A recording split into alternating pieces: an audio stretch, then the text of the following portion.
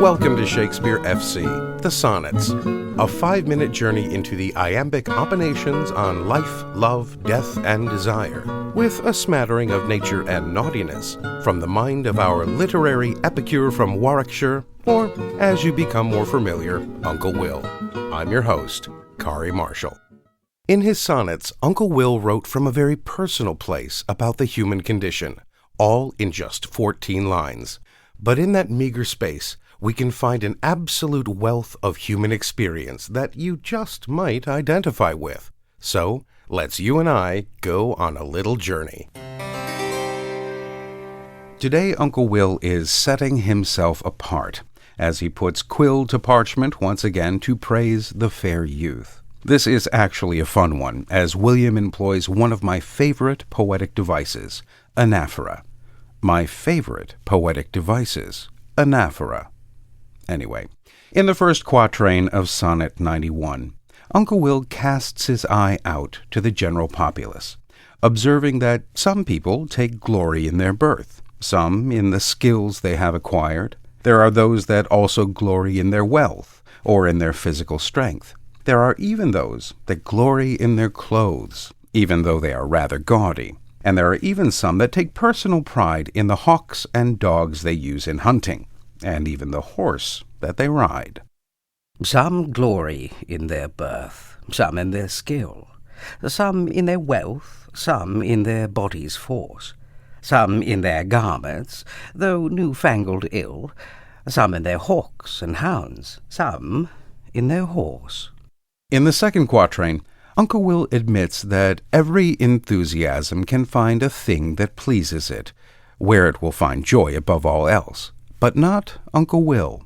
He goes on to say that all the trappings he has just illustrated mean nothing to him, because he has a joy that is far better than the rest.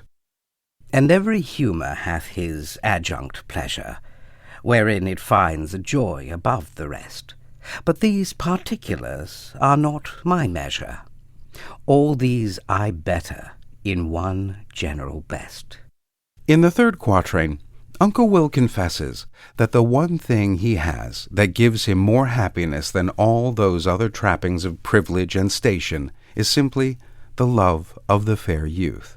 He says that your love is better than being born noble. It makes me richer than money ever could, gives me more pride than expensive garments, than others of high and noble birth take such pleasure in, and even their hunting hawks and horses, because I have your love, and I can therefore safely outboast all other men's claims to joy and pride.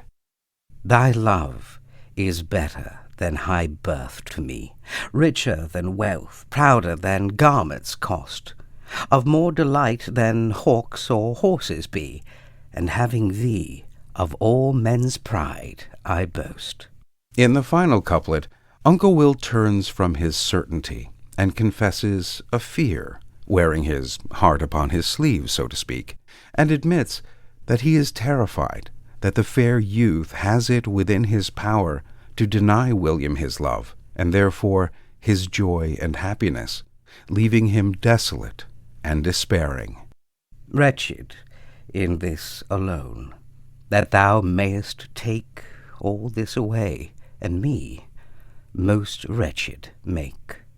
This is another of Uncle Will's sonnets that feels distinctly young to me, an almost gilded lily of examples to start, but it's the innocent pleading of powerless love at the end that I think we would all be better off remembering as we get older, that love and longing are actually that powerful. Well, alas and alack, my friends, that is all we have time for. Join us again next time for another hopefully informative journey into the mind of Uncle William.